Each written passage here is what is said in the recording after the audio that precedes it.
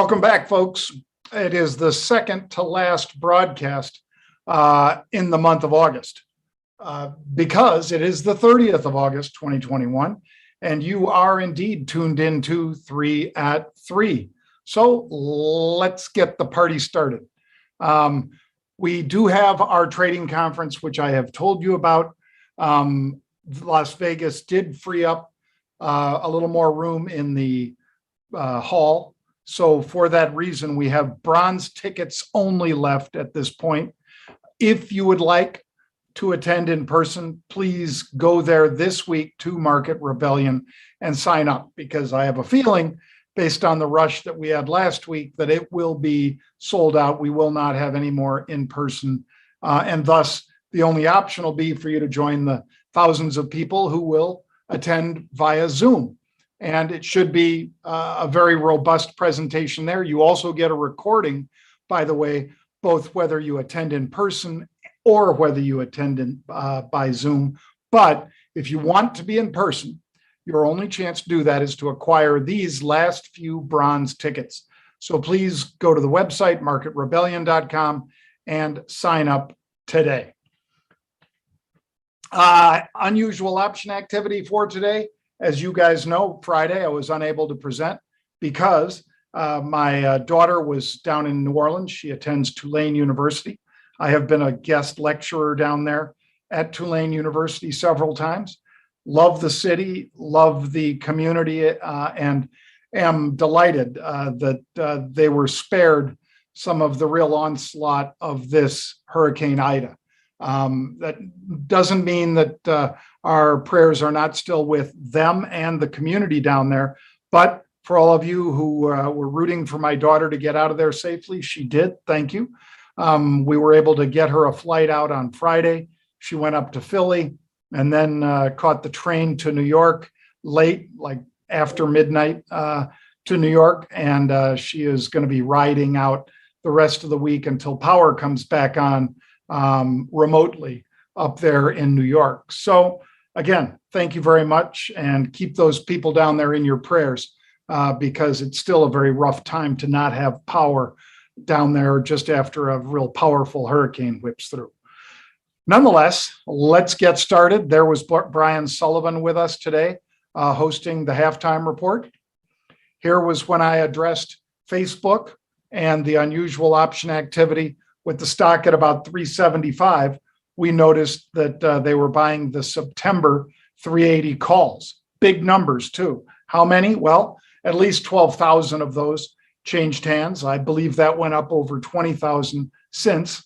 But these are weekly calls. So this is a deep end of the pool trade. Yes, the stock is surging towards that strike price. And yes, these calls have already gone up in value. Now, they have not doubled yet. But that is my discipline. I will take off half of my position when the position doubles. I did not buy the 380s. I bought the at-the-money 375s and sold upside calls against it. If you have heard this once, you've heard it several thousand times, that that's the way I trade. I like buying an at-the-money and selling it out of the money. If it's bullish, calls. If it's bearish, puts. That's pretty easy. So I am not the guy that's going to get in there and chase out of the money calls. Don't need to. But nonetheless, this is a very interesting trade from one of the biggest stocks in the world. And the second one, likewise, the biggest stock in the known world, Apple. Apple was very actively accumulated at the 180 strike that expires October 1st. So October 1st at the 180 strike. There it is, 10,500 of those October 180 calls. Stock was 151. As you see here, when I was on the halftime report, it was up to 152.92. Keep an eye on them. This has another week past the 3rd of September expiration. So keep an eye on, what am I saying, a week. It's got a month past this. But these are October 1st, not regular October. And they're at the 180 strike. Now, there was a rumor that we saw on several websites, including, I think, Mac Rumors and perhaps one of the other Apple sites that Apple might be doing a deal with a satellite company to have low Earth orbit, LEO, low Earth orbit satellite connectivity for the iPhone 13. Now, that doesn't mean that that would be free. I imagine, knowing Apple as we all do, that they would probably charge a little extra for that. But nonetheless, if you had the ability then to connect with a low Earth orbit satellite, you wouldn't be as dependent on the regular telcos like Verizon, T-Mobile, and AT&T, which would be great for those of us who travel a lot. Nonetheless, this rumor spiked GSAT, GSAT, and Iridium, INRD, Iridium. I think I misspelled that, Iridium, IRDM, Iridium. But nonetheless, it is worth noting that Apple was reacting as well as those stocks. So hasn't been denied yet, but upside call buying all the way up to the 180 strike. Wow. I am already in Apple, as you know. The third trade for today's 3 at 3 is AFRM. These guys, of course, got a hit on Friday, and that is a negative hit, a push against them on Friday because Peloton sales were down, and Peloton was their biggest customer. They are a buy now, pay later company, meaning, of course, that if you had purchased a Peloton and you didn't quite want to put all of it on your credit card, you could go over to these guys and you would buy it now and pay later, much like doing it on time on a credit card, but perhaps at better rates. They did subsequently sign a deal with Amazon. So whoever bought it Friday was a happy camper today because the stock was up over 50% for a while. AFRM, let me tell you where it is as of now, 99.11 up 46%. So they're buying the September 100 calls. I bought the at the money calls and intend to sell the higher strike against them. And these are regular September expiration calls. All right, let's get to, there's a chart of it, AFRM holdings. Again, buy now, pay later.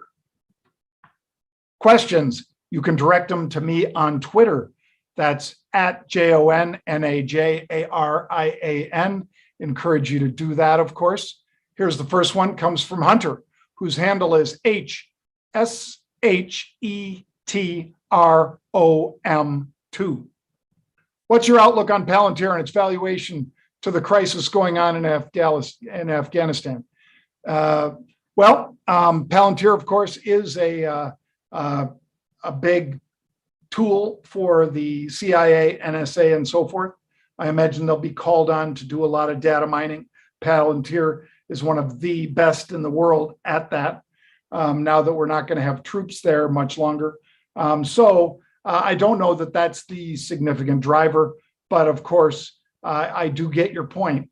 And we have had unusual activity, actually, both directions, bullish and bearish. We've had a lot of put protection put on just in the last hour or so. So be aware of that. Micron and Qualcomm. Let's see. Ethan asks, and his handle is ETHAN 457-38438. Seeing any UOA or in MU or Qualcomm, some big institutional block trades hit on 8/26, which was just Thursday last week. Micron executed 72.58, a 2 million share trade. Qualcomm 142.46, a 1.5 million share trade. Is the option market given any clues of direction? Yes, the option market remains bullish on both stocks. Thank you very much, Ethan. DDA, discipline dictates action. That's Pete's phrase. And Richard Russell, whose handle is at REDARIZONA 13, says, Jon Najarian, good AM. Good morning to you too, sir. Quick, I have some brain fog going on. Okay. With DDA, is that off stock price cost or option price cost? Thank you for your assistance. I'm using that for my options, Richard. So when I say that I will take profits on a double and leave 50% in place and just basically snug up a call against it, I mean exactly that. And that is for calls. When it's for cutting losses, if I paid $1.25 for an option that falls to about 65 cents or 60 cents, I am out. If it loses half its value, I cut and run because I want to hold on to as much of my capital as possible. And I'm not willing to ride those trades all the way down.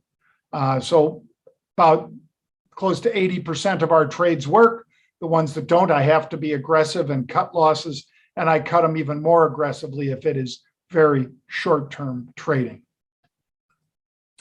Sven, and it says cocky here. One of the best sentiment indicators I've found is informal. It's when people get cocky on Twitter and start mocking, trolling others who they perceive a trade to go against them. It's a low character trait, but often found at market extremes. I think Sven is not only a good friend of mine, but a smart trader. So if you need to mock somebody on Twitter about, that the market's just going straight up, you're an idiot for not being long, you might be overconfident, just as somebody might be overconfident on the bearish side, as they were, of course, March of 2020, when they were every day just saying the market's going to crap, we're heading back down below 1,000 in the S&P and blah, blah, blah. I think Sven is right to emphasize that when people find the need to attack somebody else's position to support their own, they are probably wrong.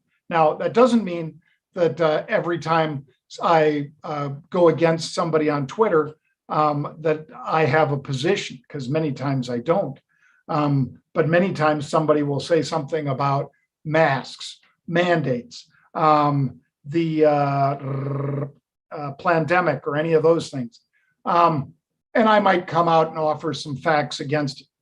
Chances are, since I am vaccinated, folks, I don't really have a dog in the hunt for that, but I do have a strong belief in the real science and some of the fake science that's out there. There's fake science on the vaccine, both the anti-vaxxers as well as the vaccine sites.